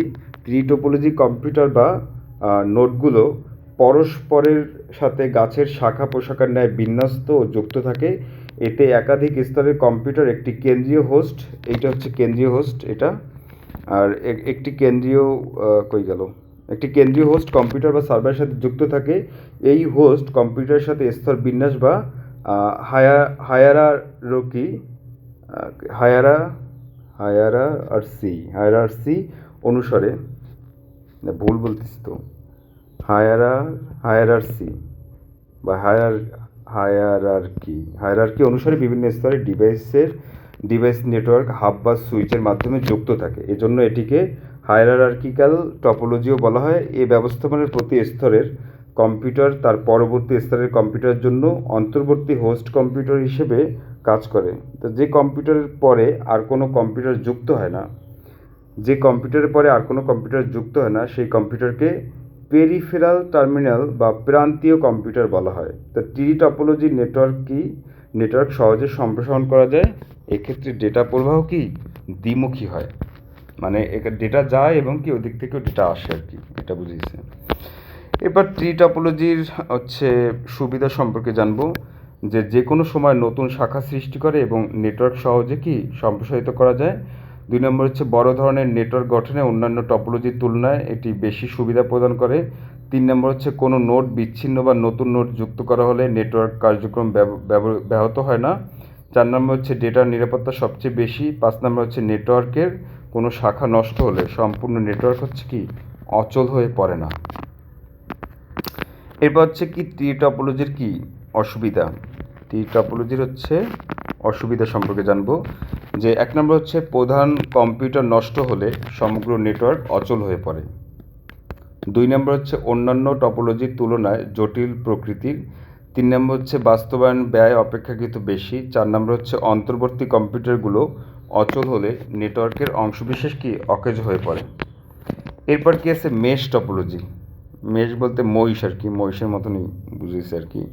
যে মেশ টপোলজি জিনিসটা কি? যে টপোলজিতে একটি কম্পিউটার নেটওয়ার্কভুক্ত অন্য একটি কম্পিউটারের সাথে সরাসরি যুক্ত থাকে তাকে মেশ টপোলজি বলা হয়। এতে নেটওয়ার্কভুক্ত কম্পিউটারগুলোর সাথে সরাসরি অপেক্ষাকৃত দ্রুত ডেটা আদান প্রদান করতে পারে। এতে কেন্দ্রীয় সার্ভার বা ডিভাইসের দরকার পড়ে না। তো এই নেটওয়ার্কভুক্ত কম্পিউটারগুলোর মধ্যে পারস্পরিক সংযোগকে point to point to peer link বলা হয়। তো এটি সম্পূর্ণরূপে আন্তঃসংযুক্ত টপোলজি নামেও পরিচিত। তো প্রচুর পরিমাণে তারের প্রয়োজন হয় এবং বেশি কম্পিউটার ব্যবহৃত হওয়ায় এই টপোলজি অত্যন্ত ব্যয়বহুল। এর জটিল কনফিগারেশনের জন্য কম্পিউটার নেটওয়ার্কে সাধারণত এটি কি ব্যবহার করা হয় না। এই টপোলজিতে n সংখ্যক নোডের জন্য প্রতিটি নোডে n এর মান অন বুঝেছে যে সংযোগের প্রয়োজন হয়। নেটওয়ার্কের মোট তারের সংখ্যা হবে কি n ফার্স্ট ব্র্যাকেট খোলা n -1 আর কি বাই যে 2। তো ডেটা যোগাযোগের নির্ভরশীলতা যেখানে মুখ্য সেসব ক্ষেত্রে কি মেশ টপোলজি ব্যবহার করা হয়, যেমন প্রতিরক্ষা বা ব্যাংকিংয়ের ক্ষেত্রে এর ব্যবহার রয়েছে। তো মেশ টপোলজির অসুবিধা কি? মেশ টপোলজির অসুবিধা হচ্ছে 1 নম্বরে অন্যান্য সব ধরনের টপোলজির তুলনায় এতে ডেটা ট্রান্সমিশন দ্রুত গতিতে সম্পন্ন হয়। 2 নম্বর হচ্ছে নেটওয়ার্কের কম্পিউটারের সংখ্যা বৃদ্ধি পেলে ডেটা ট্রান্সমিশনের গতি কমে না। 3 নম্বর হচ্ছে নেটওয়ার্কস্থ যে কোনো কম্পিউটার নষ্ট বা বিচ্ছিন্ন হলে নেটওয়ার্ক সচল থাকে। 4 নম্বর হচ্ছে কোনো সংযোগ তার নষ্ট বা বিচ্ছিন্ন হলে বিকল্প সকল কম্পিউটার ডেটা আদান প্রদানে অব্যাহত থাকে। 5 নম্বর হচ্ছে নেটওয়ার্কের কেন্দ্রীয় কোনো ডিভাইস বা সার্ভারের প্রয়োজন হয় না। এবং মেশ টপোলজির অসুবিধা কি? মেশ টপোলজির অসুবিধা হচ্ছে 1 নম্বরে বেশি পরিমাণ তার ও অতিরিক্ত লিঙ্ক প্রয়োজন হওয়ায় এটি ব্যয়বহুল। 2 নম্বর হচ্ছে নেটওয়ার্ক ইনস্টলেশন ও কনফিগারেশন অত্যন্ত জটিল। 3 নম্বর হচ্ছে নেটওয়ার্কে কম্পিউটার সংখ্যা বৃদ্ধির সাথে সাথে ব্যয়ের পরিমাণও বেড়ে যায়। এবার হচ্ছে হাইব্রিড টপোলজি। আমরা দেখতেই পাচ্ছি একটা ছবিতে হাইব্রিড টপোলজি। তো স্টার, রিং, বাস, মেশ প্রভৃতি কি নেটওয়ার্কের সমন্বয়ে যে নেটওয়ার্ক গঠিত হয় তাকে কি হাইব্রিড টপোলজি বলে। তো বিশেষ কোনো কাজের ক্ষেত্রে একটিমাত্র টপোলজি স্বয়ংসম্পূর্ণ নাও হতে পারে। তো এজন্য এসব ক্ষেত্রে হাইব্রিড টপোলজি ব্যবহৃত হয়। হাইব্রিড টপোলজির উপর ভিত্তি করে ইন্টারনেট গঠন করা হয়েছে, কেননা এতে প্রায় সব ধরনের টপোলজির নেটওয়ার্কই কি সংযুক্ত আছে। তো হাইব্রিড নেটওয়ার্কের সুবিধা ও অসুবিধা নির্ভর করে ওই নেটওয়ার্কে ব্যবহৃত কি টপোলজির উপর। তো হাইব্রিড টপোলজির সুবিধা কি? হাইব্রিড টপোলজির সুবিধা হচ্ছে এতে হাব বা সুইচ যুক্ত করে প্রয়োজনীয় নেটওয়ার্ক সম্প্রসারণ করা যায়। 2 নম্বর হচ্ছে এই নেটওয়ার্ক ট্রাবল শুটিং সহজতর। 3 নম্বর একটি টপোলজি নষ্ট হলে অন্য কোনো টপোলজির উপর প্রভাব পড়ে না। 4 নম্বরে যেহেতু এটি মিশ্র টপোলজি তাই এতে ব্যবহৃত টপোলজিগুলো কি সুবিধাগুলো এতে অন্তর্নিহিত থাকে আর কি। আর হাইব্রিড টপোলজি হচ্ছে অসুবিধা কি? হাইব্রিড টপোলজির অসুবিধা হচ্ছে যে 1 নম্বর হচ্ছে টপোলজির সংখ্যা বেশির কারণে এর রক্ষণাবেক্ষণ খরচ বেশি এবং রক্ষণাবেক্ষণ প্রক্রিয়া কি জটিল। আর 2 নম্বর হচ্ছে এই টপোলজির ইনস্টলেশন ও কনফিগারেশন বেশ জটিল প্রকৃতির। 3 নম্বর হচ্ছে মিশ্র টপোলজি হিসেবে এতে ব্যবহৃত টপোলজিগুলো কি অসুবিধাগুলো এতে অন্তর্নিহিত থাকে। তারপর আছে কি ক্লাউড কম্পিউটিং। ক্লাউড কম্পিউটিং জিনিসটা কি? আমরা সবাই জানি তথ্য প্রযুক্তির উৎকর্ষের দরুন আজকের যুগে আমরা নিজের ঘরের কোণে বসে নিজস্ব ছোট্ট কম্পিউটারে ইন্টারনেট সংযোগের মাধ্যমে একটি বিশালাকার কম্পিউটারকে ভাড়ার মাধ্যমে যত ইচ্ছা ব্যবহার করতে পারি এবং আমাদের যাবতীয় গুরুত্বপূর্ণ তথ্য সেই কম্পিউটারে সংরক্ষণও করতে পারি। তো এই বিশালাকার কম্পিউটারের ধারণাটি কি ক্লাউড কম্পিউটিং। তো আধুনিক তথ্য প্রযুক্তিগত সব কিছুই চলছে এই ক্লাউড কম্পিউটিং ধারণার উপর ভিত্তি করে। ক্লাউড শব্দটি রূপক অর্থে ব্যবহৃত আর কি। তো ইন্টারনেট ব্যবহারের মাধ্যমে যে কোনো ব্যবহারকারী পৃথিবীর যে কোনো প্রান্ত থেকে ক্লাউড কম্পিউটিং সুবিশাল তথ্যভাণ্ডার দীর্ঘমেয়াদে ব্যবহার এবং সংরক্ষণ করতে পারেন। আমরা বর্তমান যারা কম্পিউটার বা মোবাইল ফোন ইন্টারনেট ব্যবহার করি তাদের প্রায় সবারই কি ফেসবুক, ইমেল বা অন্যান্য সামাজিক যোগাযোগ মাধ্যমে অ্যাকাউন্ট রয়েছে। আমরা ইচ্ছা অনুযায়ী এসব অ্যাকাউন্টের মাধ্যমে স্ট্যাটাস দিচ্ছি কিংবা মেইল আদান প্রদান করে থাকি। এসব সেবা গ্রহণের জন্য আমাদেরকে কি কোনো টাকা খরচ করতে হয় না, কেননা পৃথিবীর বিভিন্ন দেশে এইসব সার্ভিস বা সেবা প্রদানকারী বেশ কিছু কোম্পানির বিপুল সংখ্যক সার্ভার রয়েছে, যার মাধ্যমে তারা অসংখ্য ক্লায়েন্টকে একই সময় কি সার্ভিস প্রদান করে যাচ্ছেন। আবার কিছু সংখ্যক সার্ভিস রয়েছে যেগুলো অর্থের বিনিময়ে ইন্টারনেটের মাধ্যমে বিভিন্ন সেবা দান করে থাকেন বিনামূল্যে এবং অর্থের বিনিময়ে। উভয় প্রকার সার্ভিস ক্লাউড কম্পিউটিংয়ের অন্তর্গত। এক্ষেত্রে কম্পিউটার রিসোর্স যেমন হার্ডওয়্যার, সফটওয়্যার। হার্ডওয়্যার হচ্ছে যেমন মাউস, মনিটর বা কিবোর্ড, এগুলোর হার্ডওয়্যার বলে। আর সফটওয়্যার বলতে হচ্ছে ধরা যায় না, হ্যাঁ, কিন্তু মনিটরে দেখা যায়। তো নেটওয়ার্ক ইত্যাদি কি সার্ভিস প্রদানকারী প্রতিষ্ঠানের তত্ত্বাবধানে থাকে। ক্রেতা বা ব্যবহারকারী নিজস্ব বা কম্পিউটার ব্যবহার করে ইন্টারনেটের মাধ্যমে সার্ভিসদাতা সার্ভারের সাথে সংযোগ স্থাপন করে প্রয়োজনীয় কম্পিউটিংয়ের কাজ সমাধান করে থাকে। তো ক্লাউড কম্পিউটিং সমন্বিত টেকনোলজি হিসেবে গণ্য করা হয়, যার দ্বারা ব্যবহারকারী এবং সার্ভিস প্রদানকারী উভয়ই ব্যবসায়িকভাবে কি লাভবান হয়ে থাকেন। তো ক্লাউড কম্পিউটিং পদ্ধতি প্রধানত 3 ভাগে ভাগ করা যায়। সেগুলো কি প্রাইভেট ক্লাউড এবং হচ্ছে পাবলিক ক্লাউড এবং হাইব্রিড ক্লাউড। তো প্রাইভেট ক্লাউড কি? প্রাইভেট ক্লাউড হচ্ছে একক প্রতিষ্ঠানের নিজস্ব মালিকানা ও ব্যবস্থাপনায় কিংবা থার্ড পার্টির ব্যবস্থাপনার পরিচালিত হয়, যাতে অভ্যন্তরীণ বা বাহ্যিকভাবে প্রতিষ্ঠিত হতে পারে। তো এই ধরনের ক্লাউডকে প্রাইভেট ক্লাউড বলে। তো এসব পরিচালনা অত্যন্ত ব্যয়বহুল, তবে অনেক বড় প্রতিষ্ঠানের অনেক শাখায় ডেটা সেন্টার না বসিয়ে একটিমাত্র ক্লাউড ডেটা সেন্টার স্থাপন করলে প্রতিষ্ঠানটির জন্য কি সাশ্রয়ী হয়। তারপর কি আছে পাবলিক ক্লাউড। জনসাধারণের জন্য উন্মুক্ত ক্লাউডকে পাবলিক ক্লাউড বলে, যে ইন্টারনেটের মাধ্যমে সংযুক্ত সকলের বিনামূল্যে বা স্বল্প ব্যয়ে ব্যবহারের জন্য উন্মুক্ত অ্যাপ্লিকেশন, স্টোরেজ এবং অন্যান্য রিসোর্স ইত্যাদি সার্ভিসযুক্ত ক্লাউডই পাবলিক ক্লাউড। যেমন অ্যামাজন, মাইক্রোসফট এবং গুগল ইত্যাদি কি তাদের নিজস্ব ডেটা সেন্টার, পাবলিক ক্লাউডের অবকাঠামো স্থাপন ও পরিচালনা করার মাধ্যমে বিভিন্ন ধরনের কি সার্ভিস প্রদান করে থাকে। তারপর আছে হাইব্রিড ক্লাউড, যে 2 বা ততোধিক ধরনের ক্লাউডের প্রাইভেট, পাবলিক বা কমিউনিটি সংমিশ্রণে হলো কি হাইব্রিড ক্লাউড। বিভিন্ন ধরনের ক্লাউড পৃথক বৈশিষ্ট্যের হলেও এক্ষেত্রে একই সাথে সংঘবদ্ধভাবে কাজ করে। তো ক্লাউড সার্ভিসের ক্ষমতা বৃদ্ধির জন্য একাধিক ক্লাউডকে একীভূত করা হয়ে থাকে।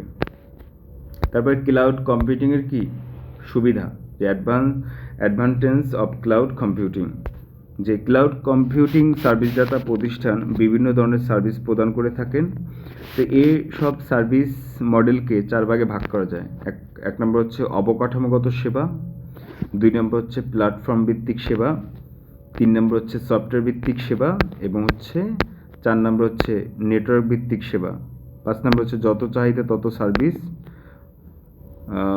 যখন চাহিদা তখন সার্ভিস, যখন ব্যবহার তখন মূল্য শোধ, উদ্যোক্তাদের সুযোগ। তো এগুলো আর কি আমরা উপর থেকে আবার শেষ করি। হ্যাঁ, তো ক্লাউড কম্পিউটিং সার্ভিসদাতা প্রতিষ্ঠাতা বিভিন্ন ধরনের সার্ভিস প্রদান করে থাকে।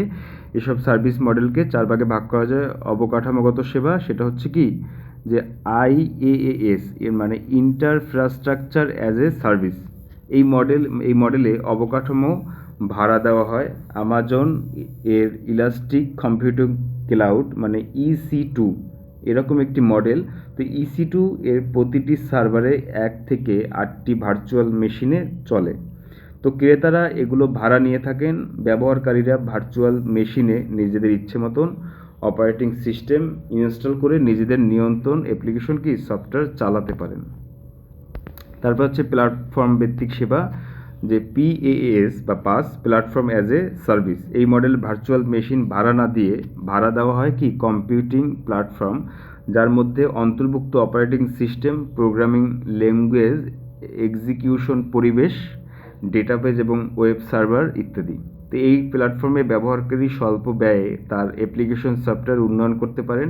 তো মাইক্রোসফট এর অ্যাজিউর এবং গুগলের অ্যাপ ইঞ্জিনে এই মডেল উদাহরণ আর কি। তো সফটওয়্যার ভিত্তিক সেবা SaaS, SaaS বা সফটওয়্যার অ্যাজ এ সার্ভিস। তো এই মডেল ব্যবহারকারীর সার্ভিসদাতা প্রতিষ্ঠানের উন্নয়ন করা সফটওয়্যার ও ডেটাবেজ অ্যাক্সেস এবং ব্যবহারের সুযোগ পায়। তো এর ফলে কি হয়, এর ফলে হচ্ছে ব্যবহারকারীকে CPU বা স্টোরেজের অবস্থান, কনফিগারেশন ইত্যাদি জানা বা রক্ষণাবেক্ষণ করার প্রয়োজন হয়। গুগল অ্যাপস, ড্রপবক্স এবং হাবস্পট ইত্যাদি কি এই মডেলের উদাহরণ। তো নেটওয়ার্ক ভিত্তিক সেবা সার্ভিস, এটি এমন একটি মডেল যেখানে গ্রাহকরা তাদের নিজস্ব নেটওয়ার্ক অবকাঠামো স্থাপনের পরিবর্তে ক্লাউড বিক্রেতার কাছ থেকে নেটওয়ার্ক পরিষেবাগুলো ভাড়া নিয়ে থাকেন। উদাহরণস্বরূপ আরজাকা এবং পার্টিনো সংস্থা, এই দুটি কি ওয়ান এবং SVPN, secure virtual private network আর কি SVPN সেবা প্রদান করে থাকে। এছাড়াও ক্লাউড সার্ভিস ব্যবহারকারীরা নিজের সুবিধাগুলো ভোগ করে থাকেন, যেমন যত চাহিদা তত সার্ভিস, রিসোর্স ফ্লেক্সিবিলিটি বা স্কেলেবিলিটি। ছোট কিংবা বড় যে কোনো ক্রেতার সব রকম চাহিদা মেটানো হবে। ক্রেতা যত চাইবে সার্ভিসদাতা কি তত পরিমাণে সার্ভিস দিতে পারবে। ক্রেতা তার ইচ্ছা অনুযায়ী চাহিদা বাড়াতে বা কমাতে পারবে। এরপর কি যখন চাহিদা তখন সার্ভিস অন ডিমান্ড, ক্রেতা যখনই চাইবে সার্ভিসদাতা কি তখনই সার্ভিস দিতে পারবে। তো ক্রেতা যে সময়ে ইচ্ছে সার্ভিস দিতে পারবে এবং সে সময়ই সার্ভিসদাতা তার চাহিদা পূরণ করতে পারবে। এরপর আছে কি যে যখন ব্যবহার তখন মূল্য শোধ, যে পে অ্যাজ ইউ গো। ক্রেতাকে আগে থেকেই কোনো সার্ভিস রিজার্ভ করতে হবে না। ক্রেতা যতটুকু ব্যবহার করবে শুধু ততটুকুর জন্যই কি মূল্য পরিশোধ করতে হবে। যেমন আজকে আমাদের যেমন বিদ্যুৎ বিল কি কার্ড ভরতে হয়, যত টাকা বলবে তত হচ্ছে চলবে, যত কম টাকা তত কি কম দিন চলবে। তো উদ্যোক্তাদের সুযোগ, অপরচুনিটি ফর এন্টারপ্রেনিয়ার্স, সার্বক্ষণিক ব্যবহারযোগ্য ক্লাউড সার্ভিস ছোট ও প্রাথমিক যে উদ্যোক্তা আছে এদের জন্য কি সহজেই ব্যবসার সুযোগ সৃষ্টি করতে পারে। যে কোনো সময় যে কোনো জায়গা থেকে ডেটা আপলোড ও ডাউনলোড করা যায়। নিজস্ব হার্ডওয়্যার খুব বেশি প্রয়োজন হয় না। শুধু তাই নয়, স্বয়ংক্রিয়ভাবে সফটওয়্যার আপডেট হয় বলে হার্ডওয়্যার, সফটওয়্যার লাইসেন্স ফি ইত্যাদির জন্য কি বেশি অর্থ ব্যয় করতে হয় না। তো পরিচালনা ব্যয় কম এবং স্বল্প সংখ্যক কি প্রশিক্ষণবিহীন জনবল দিয়েও অনেক কাজ করা যায়। তো ক্লাউড কম্পিউটিংয়ে পৃথিবীর প্রযুক্তির জগতে একটি নতুন দিগন্তের উন্মোচন হয়েছে সত্যি, কিন্তু একই সাথে এটি তথ্যের জগতে বিশাল নিরাপত্তার ঝুঁকি সৃষ্টি করেছে। তো এই সার্ভিসে আপলোড করা তথ্য কোথায় সংরক্ষিত এবং প্রক্রিয়াকরণ হয় তা ব্যবহারকারী জানতে পারে না। সেই তথ্য বা ডেটার উপর এবং প্রোগ্রাম বা সফটওয়্যারের উপর ব্যবহারকারীর একক নিয়ন্ত্রণ থাকে না। বলা বাহুল্য, এক্ষেত্রে তথ্যের গোপনীয়তাও নিরাপত্তা কম আর কি। যাই হোক, চ্যাপ্টারটা শেষ। এরপর কিছু এমসিকিউ আছে, যে 1 নম্বরে ডেটা স্থানান্তরের হার কোনটি, 2 নম্বরে গ্রুপ এসএমএস হলো কোনটি, নিচের কোন ডিভাইসটি ডেটা ফিল্টারিং সম্ভব, তারপর বিট সিনক্রোনাইজেশন হচ্ছে কোনটা, হ্যাঁ এগুলো কম্পিউটার নেটওয়ার্কিং উদ্দেশ্য। এরপর সৃজনশীল প্রশ্ন আছে একটা, না সৃজনশীল না মানে এমসিকিউর একটা প্রশ্ন দিয়ে আবার এখান থেকে হচ্ছে তোর উদ্দীপকের নেটওয়ার্কের ধরন হচ্ছে কোনটি, উদ্দীপকের ব্যবস্থা সম্ভব। আমি আর কি দিয়ে যাচ্ছি, এগুলো নিজে নিজে বের করবি, আমি বের করলাম না। নিচের উদ্দীপকটি পড়ো এবং 8 ও 9 প্রশ্নের উত্তর দাও। এখানে যেগুলো আছে পজ দিয়ে দিয়ে হচ্ছে এগুলো সমাধান করবে নিজে, এবং নিজের উদ্দীপকটির পর 10 ও 11 নম্বর প্রশ্নের উত্তর দাও আর কি। তো এই জিনিসগুলো হচ্ছে কি পজ দিয়ে তোর হচ্ছে সমাধান করতে। এবার একটা সৃজনশীল প্রশ্ন আছে, সৃজনশীল প্রশ্ন হচ্ছে বিভিন্ন টপোলজির ব্যবহার করছে কিভাবে কি, হ্যাঁ এগুলো হচ্ছে নিজে পড়ে, যে ব্যান্ডউইথ কি, মডুলেশন কি, এই যে সৃজনশীলগুলো কি পজ দিয়ে হচ্ছে তোর নিজে নিজে প্র্যাকটিস করবি আর কি। ঠিক আছে, তো এই অধ্যায় এ পর্যন্ত শেষ।